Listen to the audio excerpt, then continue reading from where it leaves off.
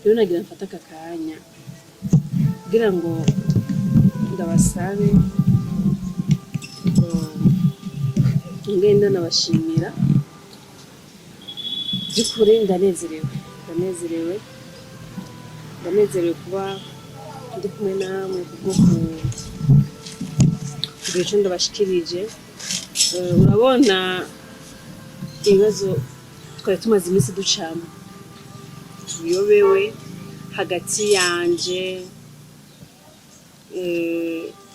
n'uwo twari dusanganywe nawe ubwawe.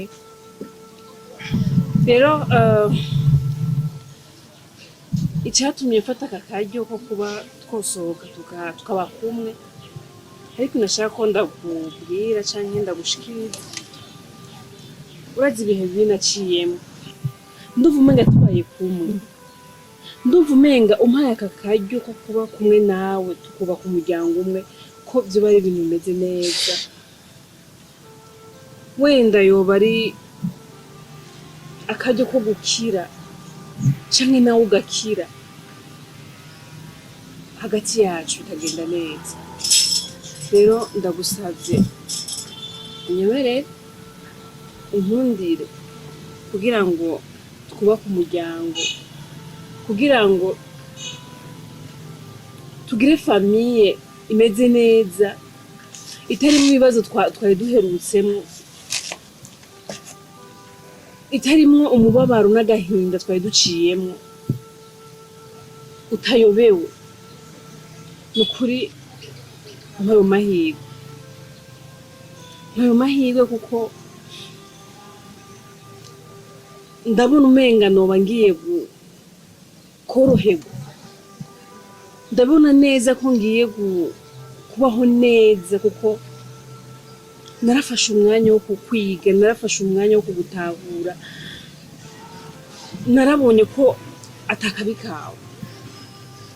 Rero umpaye mu mahirwe yo kubana nawe, yo kubaka umuryango, ukuri ndumva umenga byo bari ibintu byiza cyane. Okay, numvise icyifuzo cyawe. Ndibaza yuko ibintu mbwiye n'amajambo avuye ku mutima wawe. Nizere yuko ari ibintu bifasha umwanya munini ukwiye wo kuvyiyumvira. Wavuze ko waranyize ko waramenye uwo ndiwe, warabonye ubwitonzi bwanje, bica bituma uhitamwo kumva ko nkunda.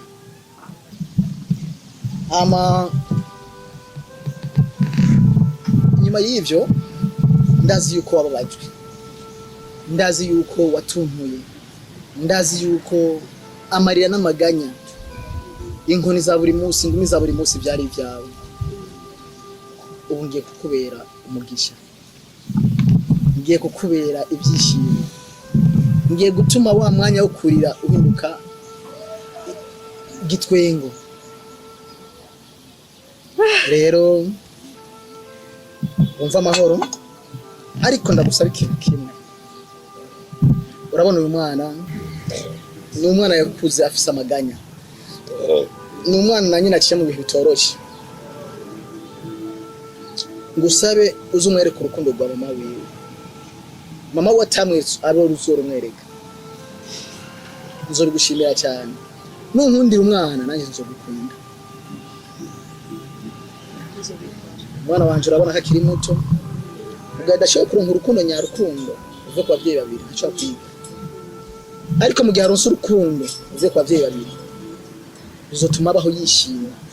Niyo abaho yishimye, uzobaho wishimye n'indi ngo nishimye. Ibyo nibyo byifuzo nimba twokorera ko kibazo. Okay mama.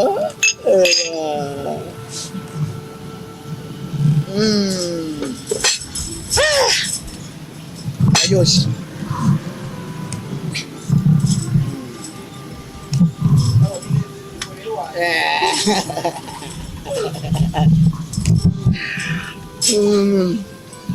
Hey mama.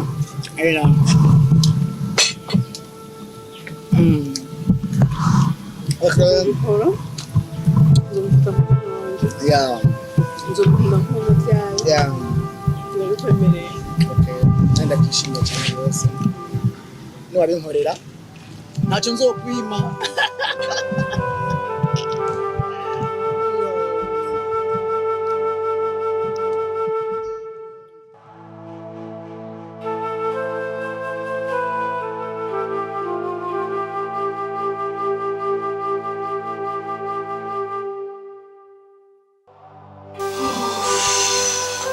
Narushe kabisa.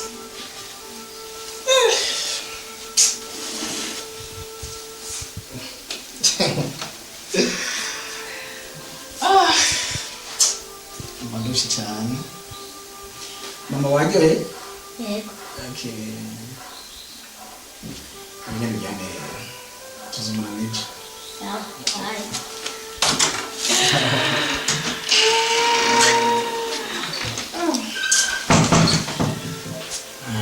Mva nishimye cyane.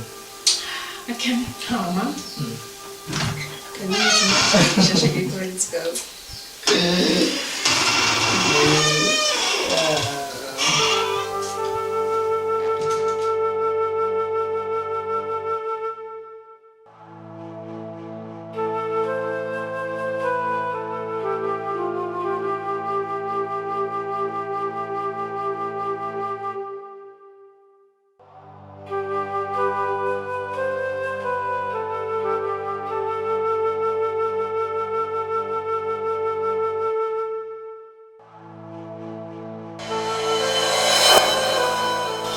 Kubiki. Niwe ndiko ndaramutse ngo ndamutse mukenzi wanje ko wita mu nzoga nk'agatuko kabuze yo kago. Beshiri kutambwiye. Imbanyi gakuri kagera iyo hose ntunambwire ngo niteho ubuzima bwawe n'ikibondo wibungenze byagenze gute. Iki? Imbanyi? Woratera inda wewe? None nta bikorwa nasize nkotse. Umva. Inda sigwawe. Dume. Nenda no. Eh. Niyo mpamvu muje muhegekeranye.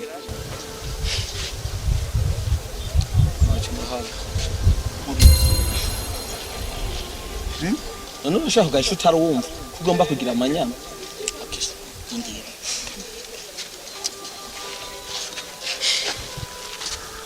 Haziwe kuri mwana wacu. Kandi urazi byiza nagukoreye naho hari ibibazo byabaye hagati yacu.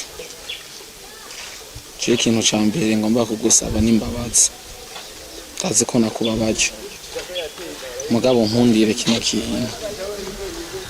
Nimba hari ikibazo noba narakoze cyose cakubabaje cirengagiza.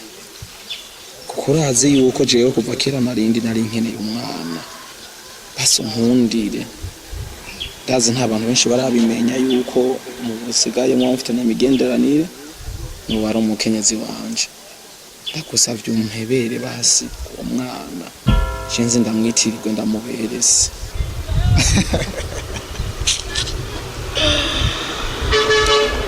Petit frère. Shaka nakubwira ikintu kimwe. Umva amahoro. Sawa. Mbe Alice nta muteri.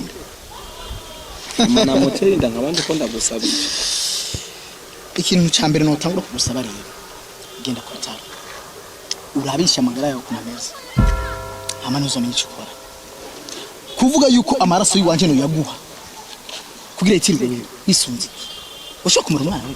None igisabo nagusabye haci havamo kunshokora. Nakoje nimba bikunda cyangwa bitokunda. Hanyuma ikindi naco we nturi umuganga kugira ngo umbwire yuko jewe ntavyara cyangwa amagara yanje atameze neza. Wanakuita tasa ingumba. Kena kwa jewe bishobora cyane bishoboka. Bishoboka. Wewe mfite mu biro byo kunshokora. Bishoboka.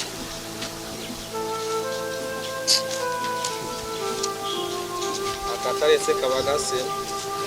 Umunezero mu visi ashobora kuzobamarira mu misi mikeya.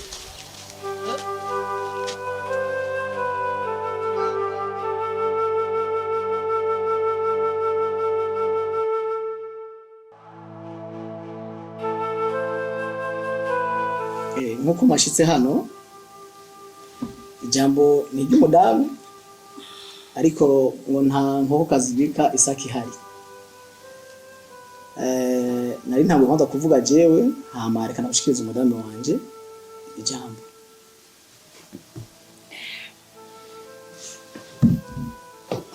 Murakoze cyane. Je nagira ngira icyo mvuze kuri Ado hamwe na Alice, kuri jewe ikintu ngira mvugire ngaha kirashobora kubatangaza, ariko niko kuri kwanje, niko kuri kundimwo kugira ngo muze kuntahura. Rero ngira mfata aka kanya kugira ngo ndababwize ukuri by'ukuri, Alice na Ado jewe narababariye. Nayanze umurimwo, ndemeye kuyibahebera nk'ikimenyetso kimwe mu mbabazi ndabagiriye, ntitaye mu bihe naciyemo ku bwanyu canke se ibyo twagiye ducamo byinshi navuze ntako ntashobora kuvugira hano. Mugende mwibemwe amahoro, mubemwe mutuje, jewe ndabahezagiye ndababariye, hanyuma natwe muheze mudusabire amahoro. Nkongera nkashaka kumenyesha umuryango wanje uri hano ko iyi mbanyi mfise hano ari uyu mushinga nawe. Ikirenzeko uyu mwana je ndemeye kumurera nk'umwana wanje, by'ukuri biba byiza cyane mumugubije ngaha nkamurera. Ikirenzeko nuko ibibazo canke se umubabaro uwa mu rugo ata mwana ariyo, ukuri ntaho wiyobewe. Ndazi murazora muje kwitura abaganga ibibazo bico bafasha. Ivyo vyari murabire.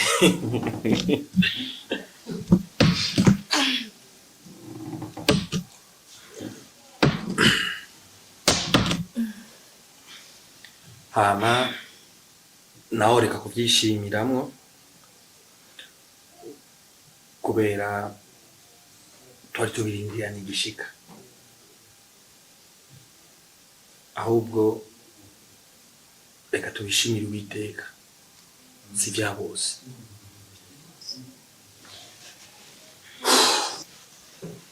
Oh, haleluya. Ripo shanta karabo Yesu papa. Nawe reka kugushimira mwami wacu kubyabereye hano. Ni wowe nyene imbabazi, nyene ubugingo. Ripo shanta karabo Yesu. Ya rapa Mesaya, niwe mucunguzi wacu. Turashimye mwami kuvyabaye vyose hano. Amahoro yawe ashishikara sasagara mu rugo. Mana, turagushimiye kubera wiyeresa nk'umwami w'abami, mucunguzi w'abacunguzi. Haleluya. Reposhanda karabo. Ya rapa ya Mesaya. Haleluya. Ni wewe mwami w'abami. Amen. Ni wewe waremye isi n'ijuru. Ni wewe watanze amahoro mu rugo. Wewe umeleta amani katika hii nyumba. Wewe umeleta furaha katika hii nyumba. Upewe heshima na utukufu. Ni wengi walitafuta watoto miaka na miaka. Ni wengi wanahangaika miaka na miaka. Lakini wewe umesimama kama Mungu kwenye hii nyumba. Haleluya. Hatuna zaidi ya shukrani. Hatuna zaidi ya kusema asante. Shanta karnabu. Asante. Asante. Asante. Uzokomora Imana nyuma. Mu izina ryawe ryera. Amen.